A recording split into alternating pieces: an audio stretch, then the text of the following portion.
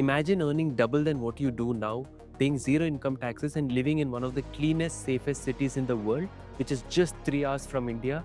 Sounds like a dream? Well, for thousands of Indians, Dubai has become exactly that. So, is it really that simple?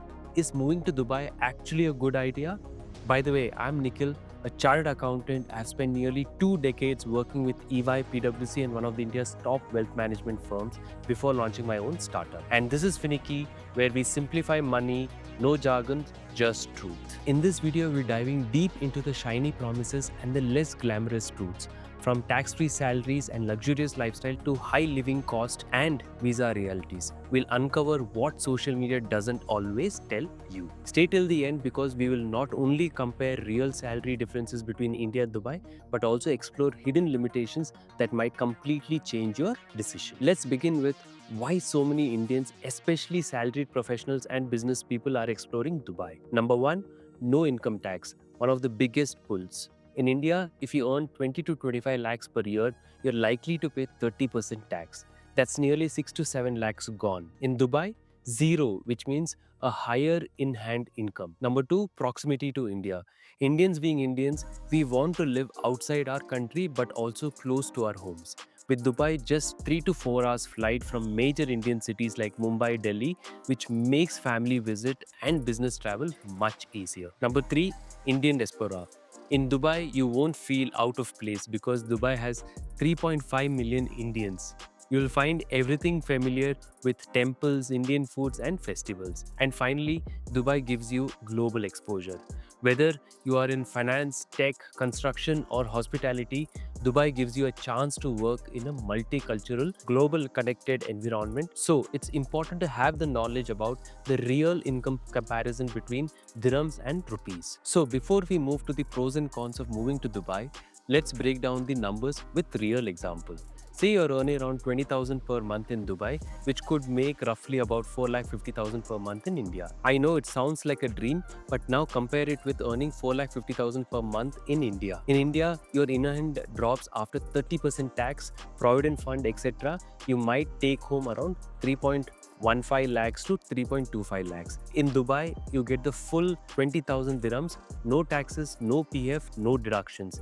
That's a direct savings of 1.25 to 1.35 lakhs per month. That's over 15 lakhs per year in just savings, just from the tax difference alone. But of course, if your income levels in Dubai are somewhere around 1 to 2 lakhs per month after conversion, you would find it really difficult to live and spend in Dubai and possibly even send some money back home, provided its high cost of living. You should know that Dubai is expensive.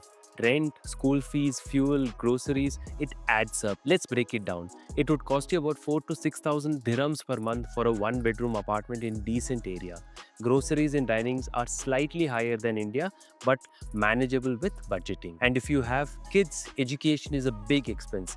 International schools cost around 20 to 40,000 dirhams per year. One silver lining that could actually soften the blow significantly could be if your employer provides for accommodation and schooling allowance, which is common in many roles. But again, most of the employee accommodations are very small spaces that need to be shared with one or more persons. Therefore, moving in with family in such cases is not at all feasible. Now, Dubai isn't just for the ultra rich. The job market is expanding in sectors like IT and tech, banking, finance, healthcare, construction, real estate, and hospitality, even retail. For example, Dubai Internet City and Dubai Silicon Oasis have become magnets for tech startups and global IT firms. Companies like SAP, Oracle, IBM, and even Indian unicorns are hiring skilled professionals from India, especially in cloud, cybersecurity, fintech, and AI. According to Gulf Talent's 2024 report, Indian nationals make up nearly 30% of Dubai's professional expat workforce. Why?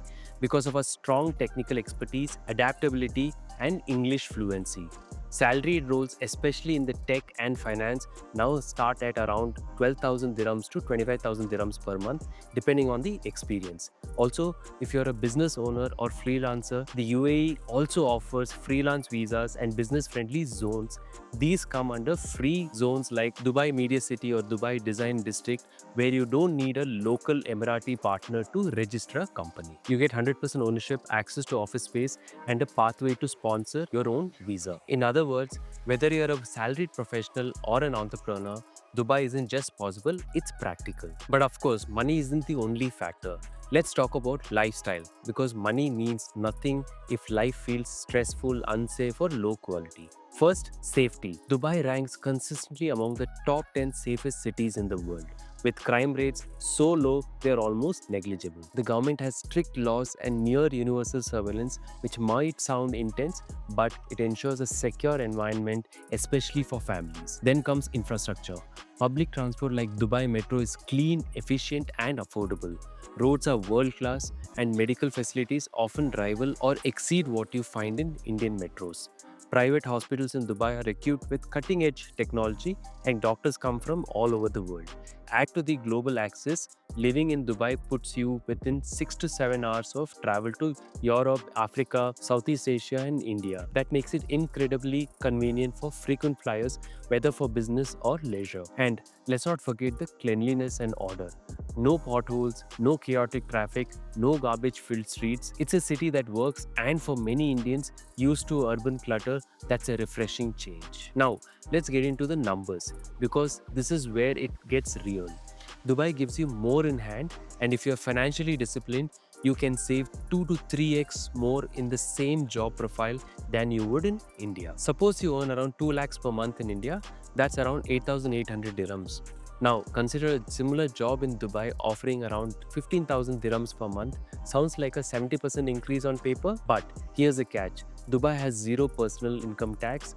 In India, after taxes, your 2 lakh salary becomes 1.6 to 1.7 lakhs depending on the deductions.